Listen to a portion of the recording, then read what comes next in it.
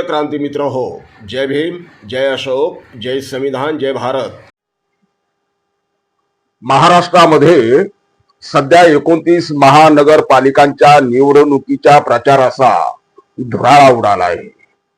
सगळीकडे महाराष्ट्रामध्ये सगळीकडे निवडणुकांचा ज्वर वाढलेला आहे, वातावरण तयार झालेलं आहे। संपूर्ण महाराष्ट्र निवडणूकमय झालेला आहे। या 29 महानगरपालिकांमध्ये कोण विजयी होणार, कोण पराभूत होणार हे आपल्याला 16 तारखेला कळणार। परंतु या 29 महानगरपालिकांपैकी संपूर्ण महाराष्ट्राचे लक्ष मात्र एकाच महानगरपालिकेकडे लागलेले आहे, आणि ते म्हणजे महामाया नगरी मुंबई। मुंबई या महामाया नगरीकडे संपूर्ण महाराष्ट्राचे लक्ष वेधल्या गेले आहे। औरंगाबाद मध्ये कोणता निकाल लागणार काही घेणं देणं नाही। ठाण्यामध्ये कोण जिंकणार, कोण हरणार, कोणाची सत्ता येणार काही घेणं देणं नाही। नागपूरमध्ये काय होणार, चंद्रपूरमध्ये काय होणार, जालन्यामध्ये काय होणार, परभणीत काय होणार, सातारा सांगलीमध्ये कोण येणार काही म्हणजे काही कोणाला काही घेणं देणं नाही।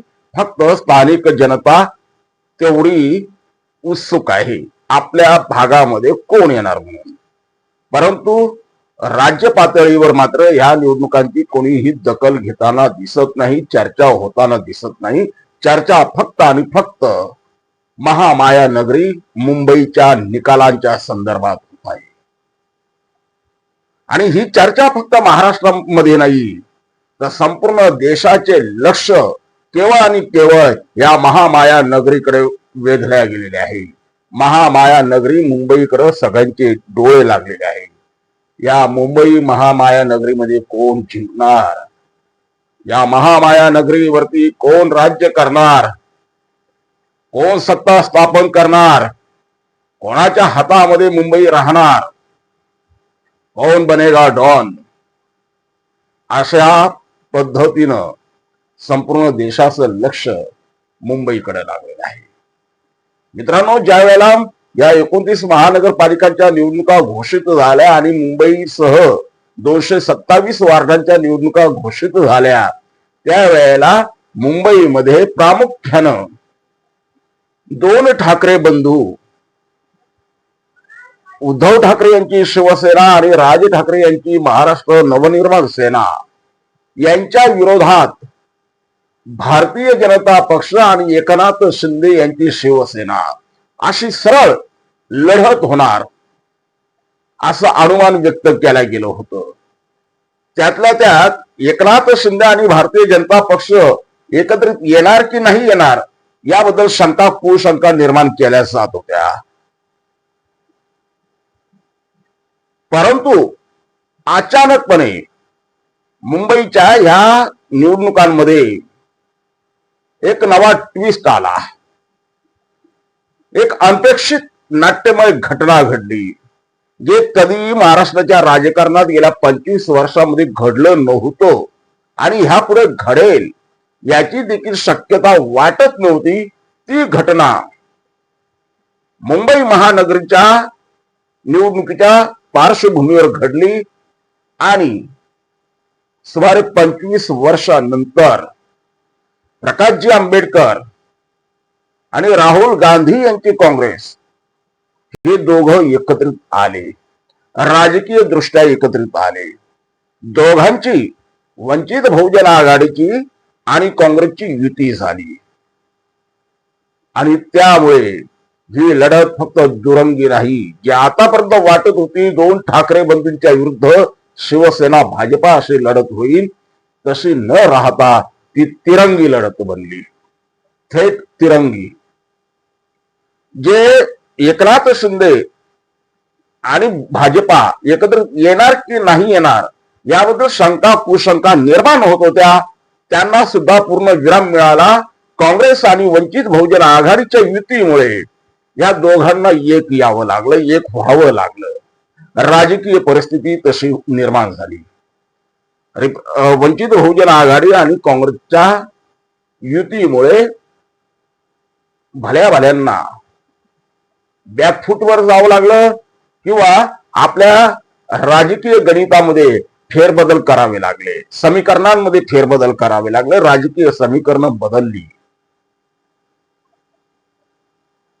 प्रकाशजी आंबेडकर यांचा वंचित बहुजन आघाडी हा महाराष्ट्राच्या राजकारणातला एक दखल पात्र असा फार मोठा फॅक्टर आहे. त्याला बघून कुणाला चालता येणार नाही, कुणाला राजकारणच करता येणार नाही. काँग्रेसने नेमकं हिरलं आणि आतापर्यंत जी अहंकारी भूमिका, जी घमेंडखोर भूमिका काँग्रेसचे काही नेते घेत होते, वंचितला वेगळं ठेवण्यामध्ये त्यांना आसुरी आनंद वाटत होता. हर्षवर्धन सपकाळ सारखा एक सुजान व्यक्ती, राजकीय जाण आणि भान असणारा व्यक्ती काँग्रेसचा प्रदेशाध्यक्ष बनल्याच्या नंतर या माणसानं कमालीची चिकाटी दाखवत प्रकाशजी आंबेडकरांसारख्या आग्या मोहळाबरोबर म्हणजे एका तुफानाबरोबर त्यांनी युती घडवून दाखवली.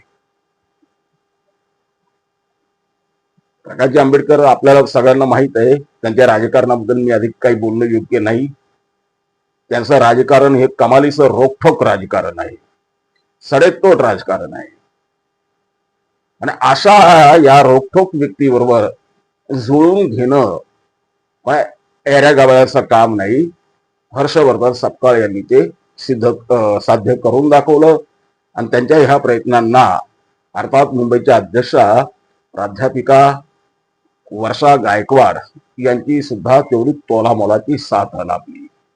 आणि एकूणच वंचित बहुजन आघाडी आणि काँग्रेस पक्षामध्ये अतिशय चांगल्या पद्धतीनं सन्मानजनक चर्चा होऊन युती घडली. त्यांच्या त्या युतीमध्ये महादेव जानकर सारखा पक्ष सुद्धा सामील आहे. तर एकीकडे उद्धव आणि राज या दोन्ही ठाकरे बंधूंना साथ देण्यासाठी शरद पवारांची राष्ट्रवादी आहे. ही लढत जी दुरंगी होऊ पाहत होती ती प्रकाशजी आंबेडकर यांच्या उडीमुळे आणि काँग्रेस बरोबरच्या युतीमुळे तिरंगी बनलेली आहे, एवढं मात्र नक्की. परंतु ह्या तिरंगी लढतीमध्ये आता नेमका अंदाज व्यक्त करणं राजकीय तज्ञांना सुद्धा शक्य होईना. जिंकून कोण येणार, कळीचा मुद्दा आहे. मुंबई कोणाची होणार, कारण हे तिघही युती म्हणा, ठाकरे बंधू यांचे ऐक्य म्हणा, भाजपा शिंदे यांच्या शिवसेनेची युती म्हणा किंवा वंचित काँग्रेसची युती म्हणा, हे तिघही आपापल्या ठिकाणी तगडे आहेत, तुल्यबळ आहेत, ताकदवर आहे. धनसंपत्तीमध्ये भाजपा निश्चितपणे आघाडीवर आहे, त्याबद्दल वाद नाही.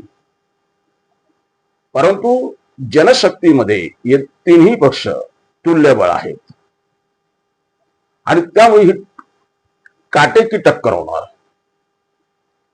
हे लपून राहिलेलं नाही. काटेकी टक्कर होणार, तुफान म्हणजे जे म्हणतो अटीतटीची लढत होणार. निश्चितपणे ह्या लढतीमध्ये कोण बाजी मारतो याकडे सगळ्यांचे लक्ष लागलं नाही. ठाकरे बंधू पुन्हा मुंबईचे अनभिषिक्त सम्राट बनणार की भारतीय जनता पक्ष आणि शिवसेना मुंबई आपल्या ताब्यात घेणार की वंचित बहुजन आघाडी आणि काँग्रेस यांची युती मुंबईवरती सत्ता स्थापन करणार, याचे उत्तर 15 जानेवारीला मुंबईमधील जनता ही देणार आहे. 16 तारखेला त्याचं उत्तर आपल्याला मिळणारच आहे. परंतु या मुंबईच्या निवडणुकीमध्ये, मुंबई निवडणुकांमध्ये महत्वाचे फॅक्टर कोणते असणार आहे, कोणता घटक